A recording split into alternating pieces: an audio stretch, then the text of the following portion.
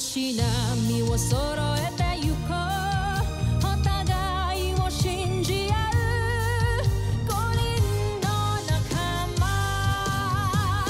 まるでスファイブに預けた命飛ぶぜ宇宙の果てまでもみんなの笑顔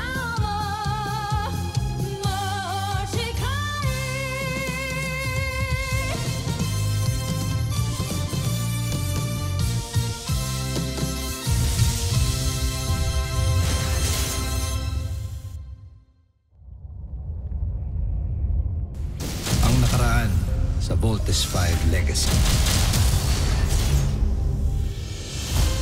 Magiting at buong tapang hinarap ng Voltes 5 ang mga mananakop mula sa Busan. Na ang tanging hangad ay ang mapasailalim sa imperyo ng Bosanya ang buong kalawakan.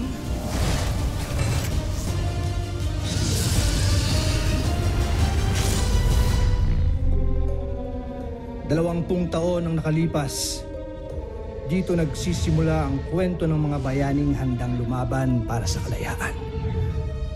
Isang kwento ng mga inaapi laban sa mga sakim na mga makapangyarihan.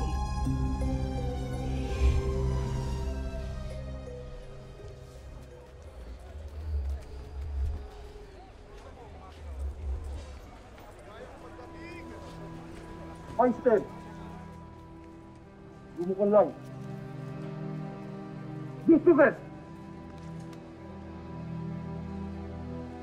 Sino dito ang mga namasok at nagnakaw sa pamamahay ni Duque Samson? Mawalang galang na. Ngunit walang magnanakaw dito. Tancho Aita, sasagot ka pa, ha? Dak! Tigilan ang pananakit sa alipin. Pagpaumanhin, Ministro. Pero hindi ka dapat magtitiwala sa salita ng mga walang sungay na yan. Baron Xander, kung nais mo pang magtagal sa iyong katungkulan, ay utusan mo ang iyong mga sundalo. Natigilan na ang walang saysay na pagmamalupit sa mga alipin.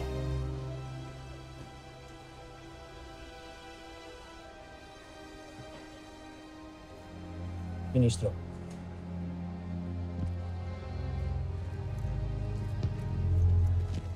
Sentak, ano, Ministro? Pakiusap, huwag kang lumuhod. Inaasahan namin na ikaw ang susunod na emperador. Dahil meron kang mabuting puso, lalo na sa mga kagaya namin. Napakabuti mo, Ministro. Tusantak, mahal naming Maharlika.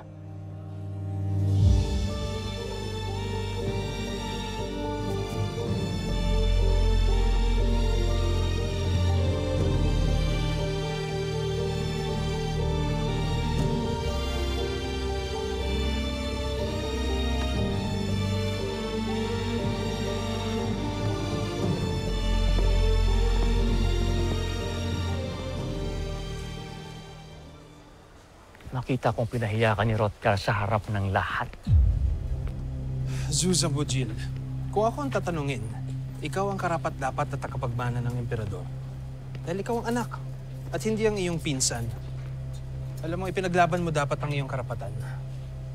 Para mabansagan akong taksil at maparusahan dahil hindi ko sinunod ang nais at gusto ng aking ama na kahit minsan ay hindi naman ako kinilala. Kung ang ministro ng Agham ang magiging susunod na emperador, natitiyak kong bibigyan niya ng kalayaan ang lahat ng walang sungay. Zambojil, hindi dapat mangyari yun. Kaya ina, Baron Xander, tulungan ninyo ako na masira si Hrothgar sa aking ama. Nang sa ganun ay hindi siya ang maging pinuno ng Busan na paglilingkuran nating lahat.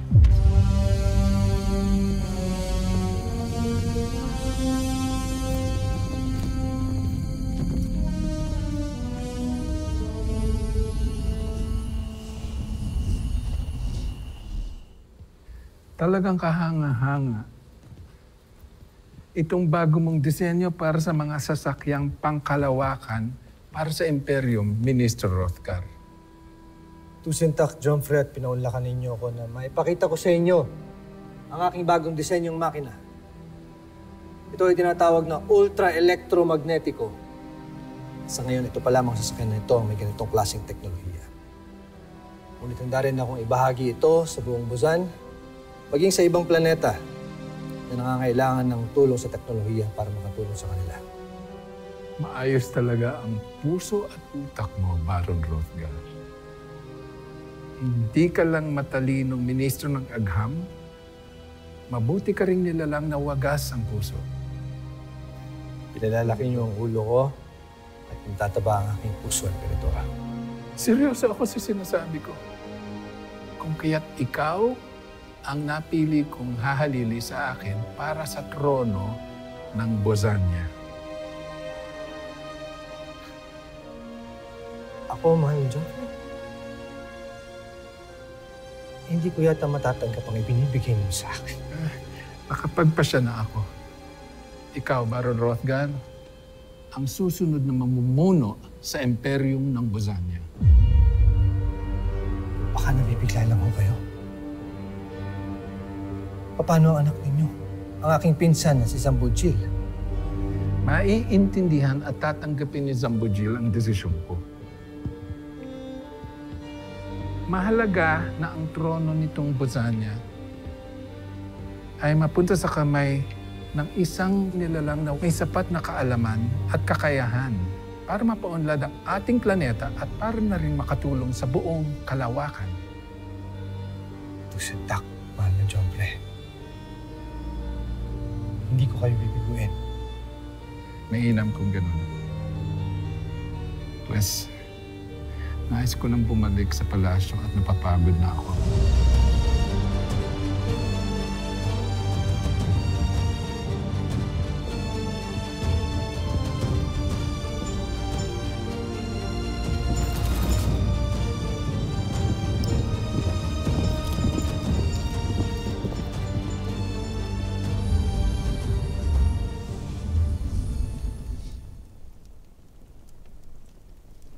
Namatay ang iyong ama na hindi man lang tayo binigyan ng karapatan. Namatay siyang anak ka pa rin sa labas. At ako, hindi niya pinakasalan.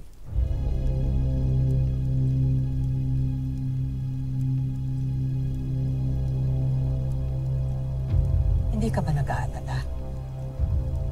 Ang kamatayan ng iyong ama ay nangangahulugan na ang pinsan mong si Rothgar ang kokoronahan bilang kahalili niya.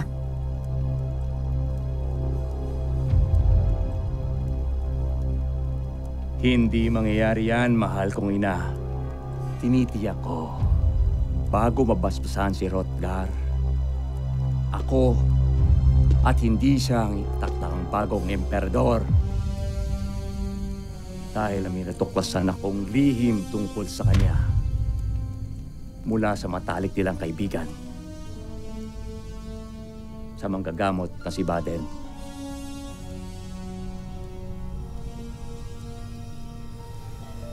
Bakit?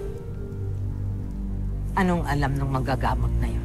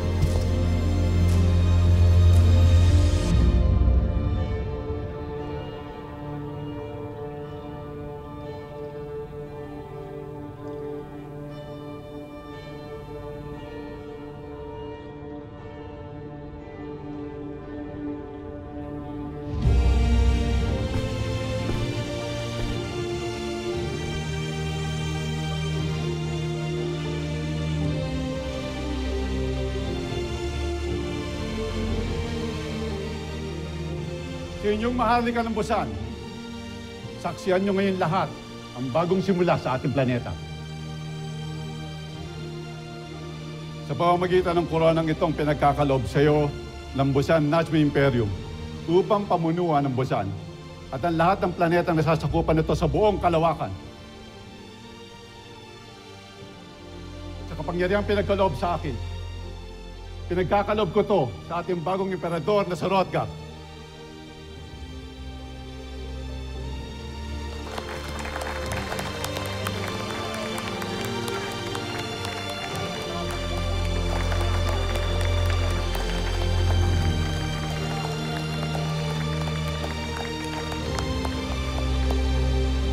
Itigil ang koronasyon!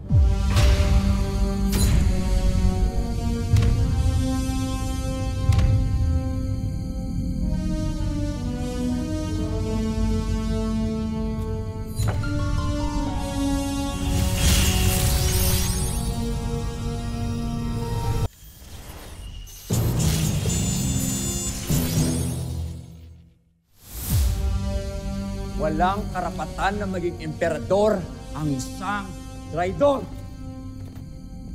Ginoong Baden! Bakit hindi mo ipagtapat sa lahat ang lihim ni Hrothgar na ibinunyag mo sa akin? Hrothgar, kung hindi ako nagsalita, aarestuhin nila at ikukulong nila ang buo kong pamilya. Tawad. Kancho Aita Sambojil. Ikaw ang traidor. Traidor? Ako?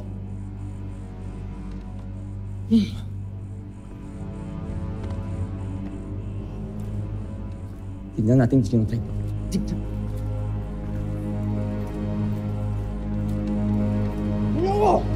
General, ito ang patunay na matagal na tayong niloloko ni Hrothgar.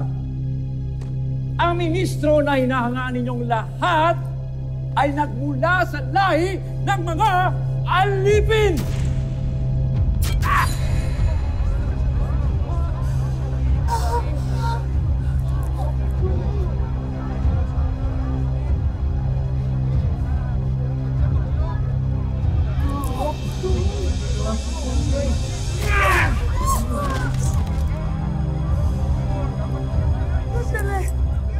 Huliin ang magtanggap niyan! Gulong ang alipin! Gulong! Gulong ang alipin! Magunas din mo kayo. Pabayaan niyo kami magpaliwanag! Manloloko ang inyong anak. Lahat kayo. Ang buong angkan ninyo, puro manloloko. Hindi. Ang dapat sa kanya, isama sa kauri niya. Sa mga alipin. Bago niyo siya ikulong, parusahan niyo muna siya.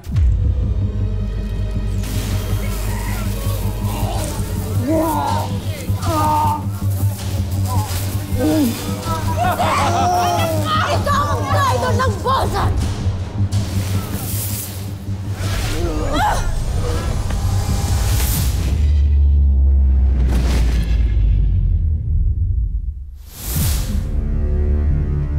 Diyan! Diyan kayo nababagay! Sa lupa! Alipin!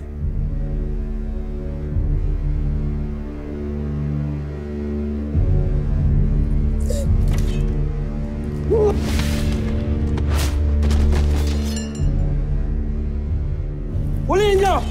Ikulong niyo! Alipin! Dali! Dali!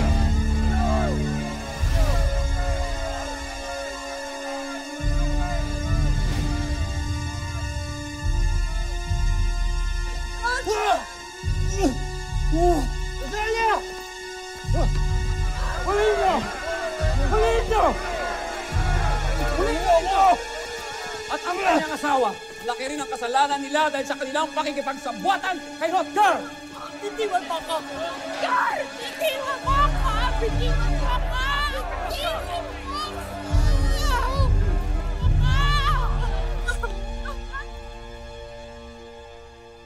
Mabuhay ka, Zambujil. Ang tunay na karapat-dapat na emperador ng Busan. Lieva, Emperador Zambujil. Yeba! Yeba!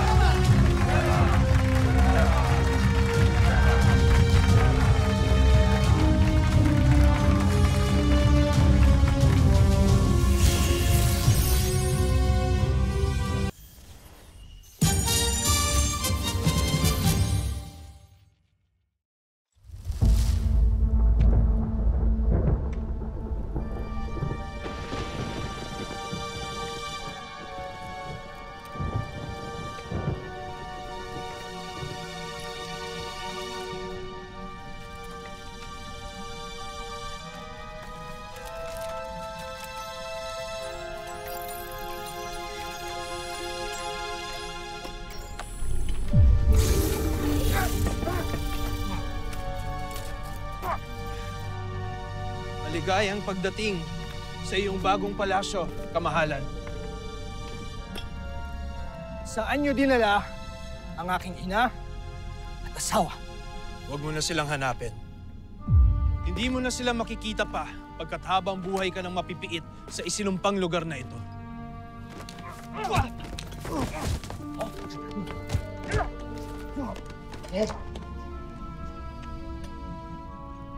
Kayo na ang bahala sa ating huwad na Jomfre.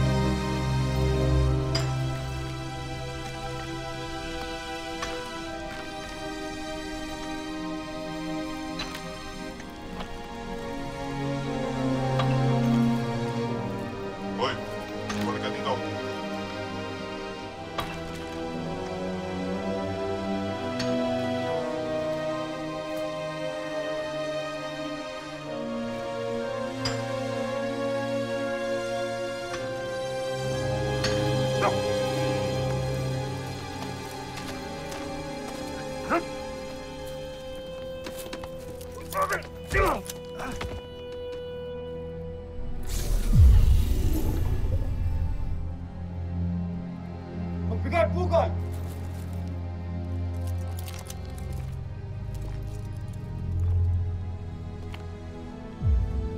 Zambujil!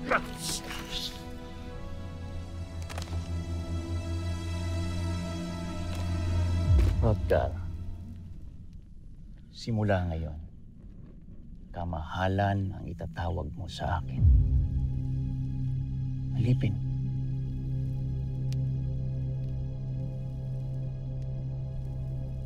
Naawa ko si Hrothgar.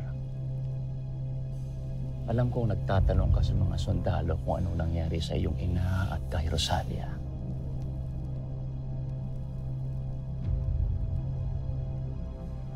Kung talagang pinahahalagahan mo ang pagiging magkatugo natin, hindi mo ipagkakait kung nasaan sila.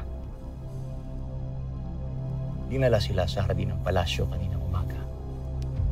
Kung saan sila pupukutan ng ulo dahil sa kanilang pakikipagsabwatan sa iyo. Wala na sila, Hrothgar. Wala ka ng pamilya. Patay na sila. pati na rin ang sanggol sa sinapupunan ng iyong asawa.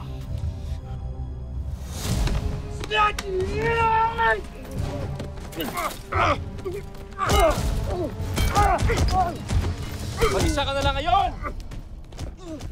Mukhang talagang naniwala siya nang sabihin mong patay na ang kanyang asawa at iyo. Kung alam niya lang. Vincente!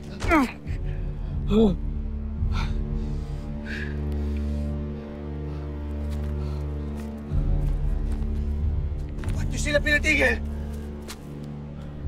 Patayin niyo na ako! Nang matapos na itong paghihirap ko! Bakit ko pagkakaita ng sarili kong makita kang nagdurusa? Matagal akong nagtiis. Pinanood na itinangi ka at pinili ng aking ama. Kulang pa ang lahat ng ito sa sama ng loob na naramdaman ko. Kaya habang buhay kang makukulong rito para maramdaman mo na busabos ka ikumpara sa akin. Mga alipin, makinig kayo. Napakalayo pa para maabot natin ang tagumpay. Lalo na't napagtanto ko na kulang pa ang ginagawa ko para sa Bosenia. Dapat kong palakihin ang aking imperyo. Palawakin! Kaya mula ngayong araw na ito, ay gagawa kayo ng mas marami pang armas at mga sasakyang pangkalawakan. Hahanap ako ng mga bagong planeta na aking sasakupin at aangkinin.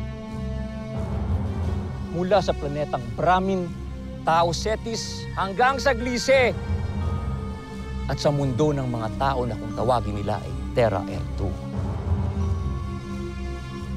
Ang mga planetang hindi yuyuko sa aking kapangyarihan ay makakatikim ng bagsik at lakas ng aking pamumuno. Lieva vor imperati, sus ambugil! Lieva!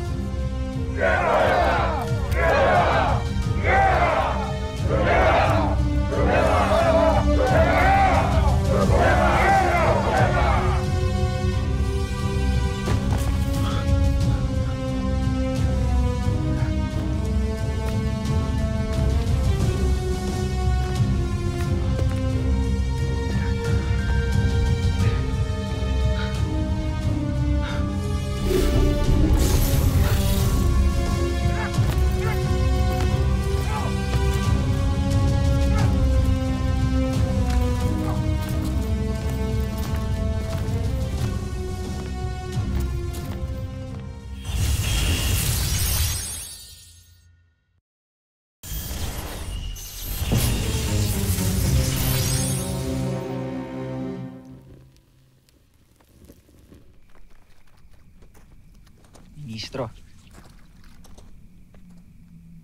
Tusentak. Hindi mo na siguro naaalala pero isa ako sa mga tinulungan at iniligtas mo noon. At kaya mo ay tinipon, hinuli rin kami at ipinadala rito. Sama-sama na tayong tatanda at mamamatay dito. Nakita namin ang tapang mo na tapatan si Emperador Zambogil. Nabuhayan kami. Nagpaplano kaming tumakas para labanan ng bagong emperador. Ngunit kakaunti lang kami dahil pinaghiwa-hiwalay ang ibang mga alipin sa ibang minahan. Pero lalaban kami. Wala kayong laban sa kanilang puwersa at mga armas. May mga armas kami, pinuno.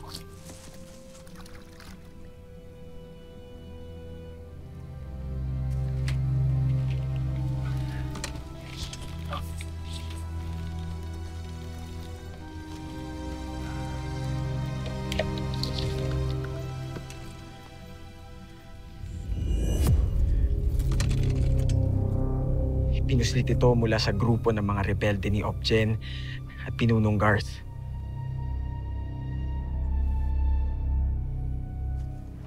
Kung meron kayo nito, bakit hindi pa kayo nag-aklas?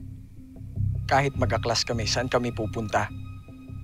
Hindi namin alam kung paano gamitin ang portalis. Tumaasa kami, punong ministro, na alam nyo kung paano ito gamitin.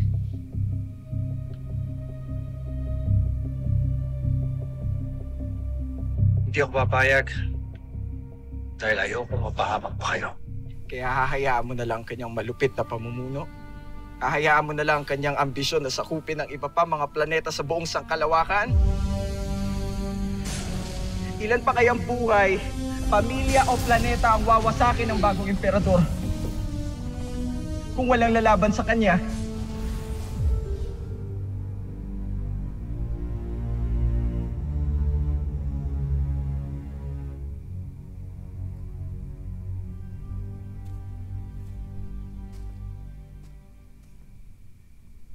Kung sa ganon,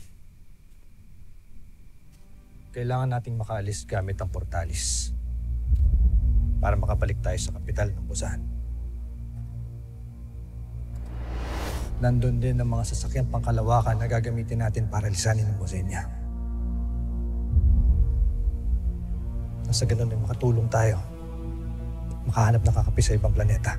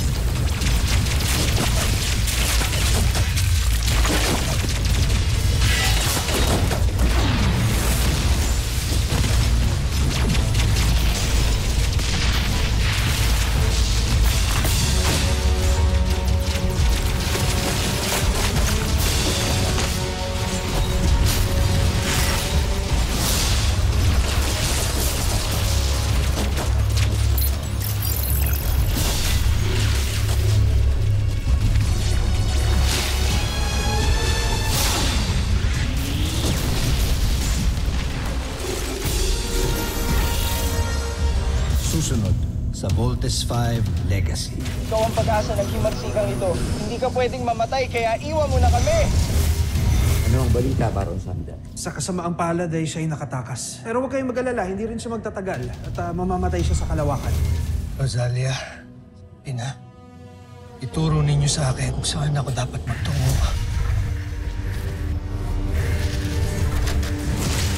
Mababata ako to eh!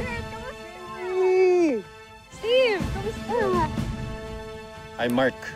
Mark Gordon. Pangahawakan ko ang pangako mo. Ihintayin ka namin.